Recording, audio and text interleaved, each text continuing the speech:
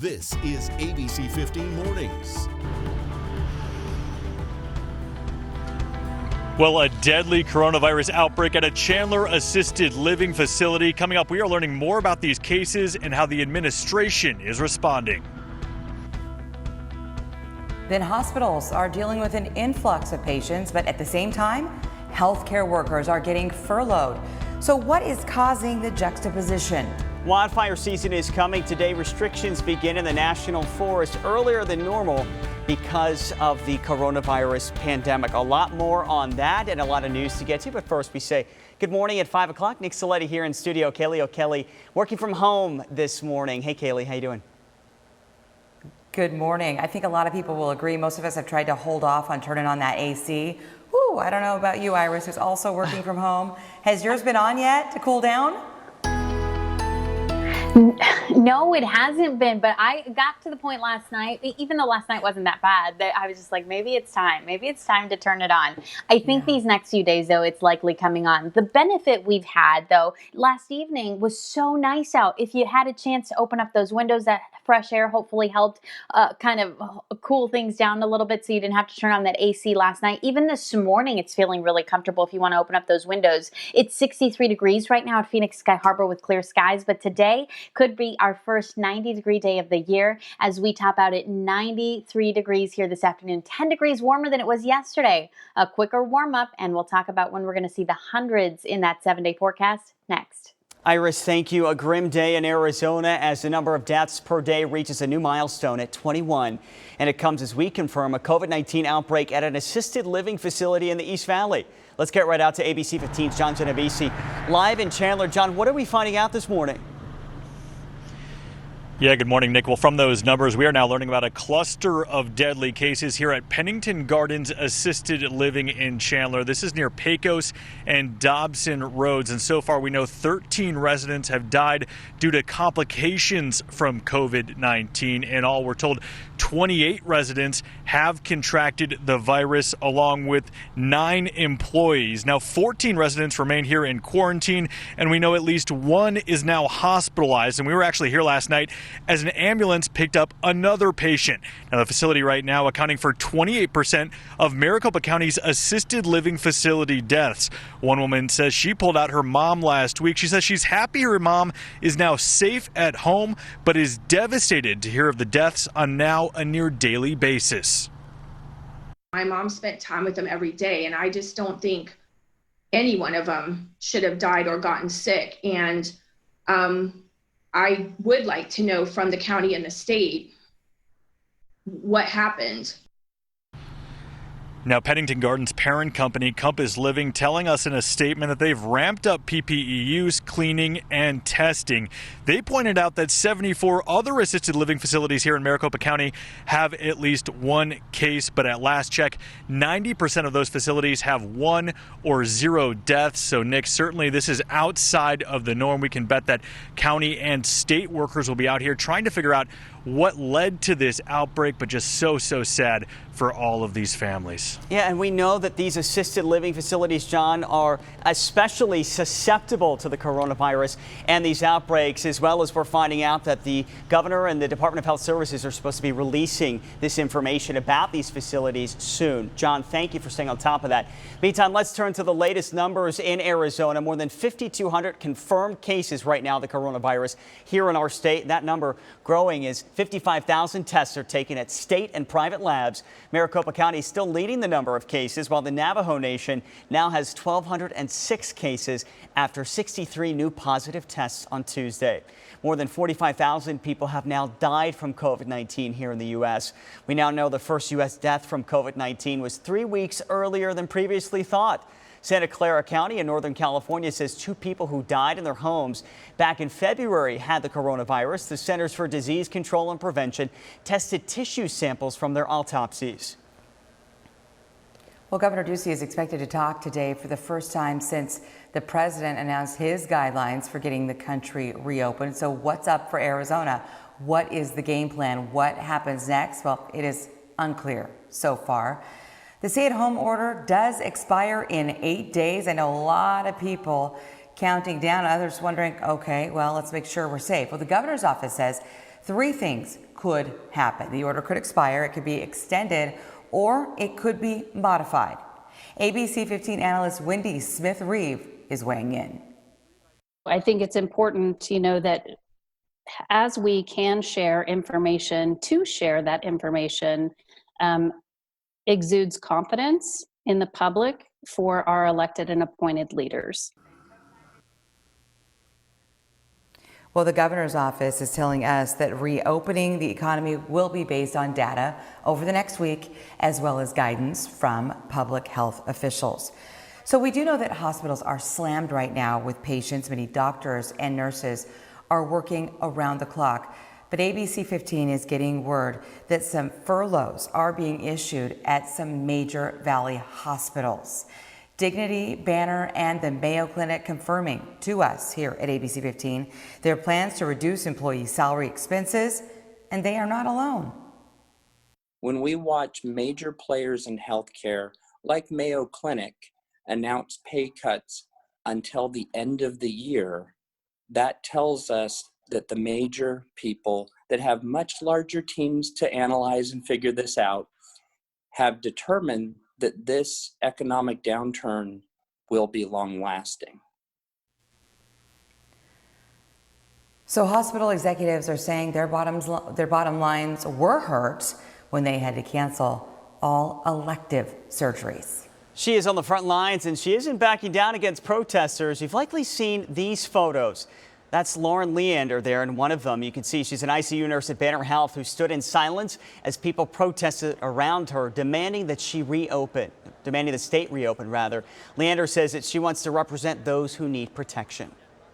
Be a voice for our patients and the immunocompromised and those of the people that are sick with COVID that would be out there fighting with us if they could, just asking people to follow the stay-at-home rules. Leander tells ABC 15 she wants people to know that despite their beliefs, nurses would take care of protesters if they needed care. With 825,000 confirmed cases in the U.S. now, what will happen if another wave hits the country? The head of the CDC warning it could be worse next winter. Director Robert Redfield says the second wave will likely coincide with the start of flu season. Right now, flu activity is low across the country. The FDA has now approved the first at-home COVID-19 test. The emergency use authorization is allowing people to do their own nasal swabs using the Pixel by LabCorp collection kit. You then send it to the company for results. The kit will initially be offered to healthcare workers and first responders.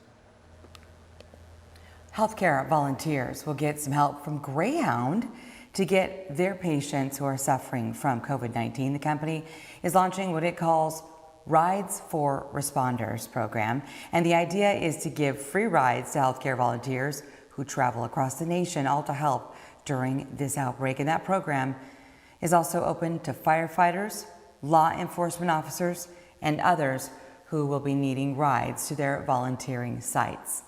Well, can you spell pandemic? For the first time since World War II, the Scripps National Spelling Bee is canceled. It was supposed to get underway next month. This is an annual tradition. 8th graders who qualified won't be able to compete next year either. Organizers are going to be sending out backpacks and keepsakes to the students. Time right now is 5:08, a quarantine kerfuffle as protesters demand cities and states reopen. But are those behind the message actually supporting it, or is there another reason? And what happens when one of the greatest quarterbacks of all time changes teams? Well, it motivates others to do the same. And now one guy is coming out of retirement to play with Tom Brady. Today, the man accused of opening fire on an FBI field office in Phoenix will be in court. Gabriel Manzo is from Mesa. Police say he walked up to the building near 7th Street in Deer Valley and just started shooting. The motive is still unclear. If you're planning on going camping while social distancing, you won't be allowed to light a campfire. Restrictions are now in place for all 6 national forests around Arizona. It's in effect until June 30th. Officials say this is COVID-19 related. They're trying to prevent the use of fire and medical resources for human-caused fires. But at this point in time, the risk is just not worth it. We're in a whole different fire environment now. And it's really important for us to keep our firefighters strong, and it's going to get hotter and drier now, and we're going to need them more later than we need them now. If you violate this order, you could face jail time or a fine.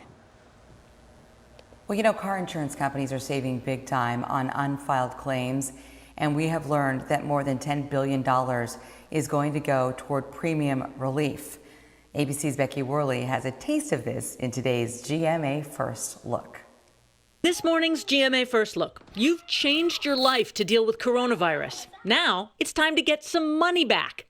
In a much-needed relief effort, many car insurance companies are offering money back because we're driving less. We contacted about 20 insurers, and the majority of those are giving some sort of rebate, refund, premium credit to policyholders. Looking at the nation's 5 biggest auto insurers, State Farm say you'll see an average 25% credit, Geico discounting 15% for your next full policy term, Progressive giving a 20% credit at the end of April or May, Allstate offering 15% for April and May, and USAA with a 20% credit on 2 months' worth of premiums. And it's not just auto insurance. Coming up at 7 a.m., we'll tell you other simple ways to get some of your hard-earned money back in your pocket. With your GMA First Look, I'm Becky Worley, ABC News, Oakland. Wow, that's Ensure Max Protein with high protein and 1 gram sugar. It's a sit-up, banana, bend at the waist. I'm trying. Keep it up. You'll get there. Whoa! 30 grams of protein and 1 gram of sugar. Ensure Max Protein. For most patients that have sensitivity, it's very common to have a gum health concern as well. If you have sensitive teeth, you probably aren't going to brush your teeth as effectively because it causes pain. And if you see blood, you should do something about it. You know, I talk to dentists every day, and they're able to recommend one product, new Sensodyne Sensitivity and Gum, to address both conditions at the same time. If we only treat one versus the other, the patient's mouth is never going to be where it needs to be. It's really good dentistry to be able to recommend one product for patients that can address 2 conditions. At Bayer, we make one-a-day prenatal vitamins to support healthy baby development, so Michelle's little bundle of joy can get the very best start in life. At Bayer, this is why we science. We are staying on top of breaking news on this Wednesday. Chandler police are searching for these 3 children. We're told last night, right before midnight, 36-year-old Stephen Robinson left with his 3 kids. Officers believe he is a threat to these kids. Officers are now looking for a 2013 gray Nissan SUV with license plate CHT 5393. ABC 15 Desert Drive Time, sponsored by Accident Law Group. All right, check out your Desert Drive Time, sponsored by Accident Law Group this morning. This is a live look at our ADOT cameras right now. This is the I-10 westbound at 40th Street, actually not far from the ABC 15 studios. You can see we are starting to see more vehicles out there on the roadway, more lights, but for the most part, everybody is getting by just fine this morning as you head out to where you need to go. Today is Go Orange Day. It's a National Work Zone Awareness Week, and the Department of Transportation is encouraging you to wear orange in support of highway workers. In 2018, there were 671 deadly work zone crashes. Let's take a look at some of your top stories on this Wednesday. If you are expecting a paper check for the stimulus payment, start checking your mailboxes. The Treasury Department issuing 70 million checks. And the majority of people, keep in mind, are receiving their funds by direct deposit. Missouri has filed a lawsuit against China over the coronavirus. The state alleging the Chinese government, the Chinese Communist Party, and other Chinese institutions suppressed information, arrested whistleblowers, and did little to contain the spread of the virus. Missouri claiming China's actions resulted in the loss of life and economic consequences for people in that state. And Honolulu is extending its stay-at-home order, and it comes as cities and states reconsider reopening. Honolulu's order will last through May now, but 300 city parks will open this weekend for individual exercise only, so they will be practicing social distancing. You know, groups across the country and right here in Arizona have started to push back against these stay-at-home orders. We have seen a few protests and rallies. Now, mental health experts are warning these demonstrations could actually end up dividing communities. We open now! We open now! We open now! The Constitution does not go out the window because of a virus! Protesters want to reopen the economy and shut down stay-at-home orders. I think we need to band together as Americans and ask that our voice be heard. And this is the only way we can do it, and it's our right to do it. We've seen protests circle state capitals, including ours, calling quarantine measures too extreme. We need to bring awareness to the fact that there are more people hurting than the people that are infected right now with COVID that have symptoms. Mental health experts say we are all under a lot of stress. Anxiety, the fear, the uncertainty. Dr. Anna Ropp is a psychology professor, and she says with groups like these defying government guidelines, there are a variety of motivations. Some are invested in the message. Others get caught up in the need for a group to identify with. Thinking in terms of we instead of in terms of I can be very powerful. We're not doing well individually. Our groups can give us a little bit of a bump to say, oh, well, this is the group we're a part of, and we're great. For us to be, labeled, oh, you're a group thinker, that makes no sense at all. Some protesters are committed to their cause, while others see different groups bonded by different values, all struggling to express their emotions. We're scared of having conversations. We're scared of talking about stuff. And despite the differences that so many people have, experts say it is really important that these conversations do happen where all sides feel heard. Today is Wellness Wednesday. The University of Arizona Health Sciences Department is hosting webinars for the community. It's a free 30-minute lunchtime lecture focused on mental and physical health. Today's topic, shift to optimistic thinking through art. Well, how are your kids holding up? Parents, they may be dealing with a lot right now, and there is a new storybook that could help. My Hero Is You, How Kids Can Fight COVID-19 was produced by more than 50 humanitarian organizations. The book explains how children can protect themselves and those around them from the virus, and also discusses managing emotions. The book is aimed at kids ages 6 to 11. Well, some sports news for you. Major League Baseball fans fired up, and this is all because of ticket policies. 2 fans are now suing the league, all 30 teams, and the commissioner. The issue here is that the league has only postponed games.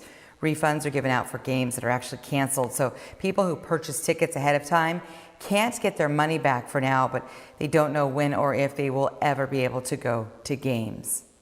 Tampa Bay Bucks, boy, they're making some headlines right now. They have Tom Brady and now his sidekick, Rob Gronkowski. The former U of A Wildcat coming out of retirement for 1 season. This is a case of Rob Gronkowski wanting to play with his quarterback. It's the latest piece of history that Tom Brady is chasing, and now he gets to go chase it with his running mate, Rob Gronkowski. And if you've been reading any of the sports headlines, the Tampa Bay Bucks being talked about as a possible contender for a Super Bowl title. And you can catch more of that interview later on Good Morning America. It's fun to hear the buzz, a little bit of smack talk going down. It makes you feel connected to the sports world again since we've taken such a long break. Yeah, I took a nap after the morning show yesterday, woke up, saw everyone talking about it on social media, and I thought, no, there's no way. This has to be a hoax. And what do you know? It's true, right, Iris? Yeah, absolutely. I'm wondering what Julian Edelman is thinking right now. Like, man, do I need to go to the Bucks too? I'm still with the Patriots, so we'll see how this works out, man. All right, hey, let's talk about that.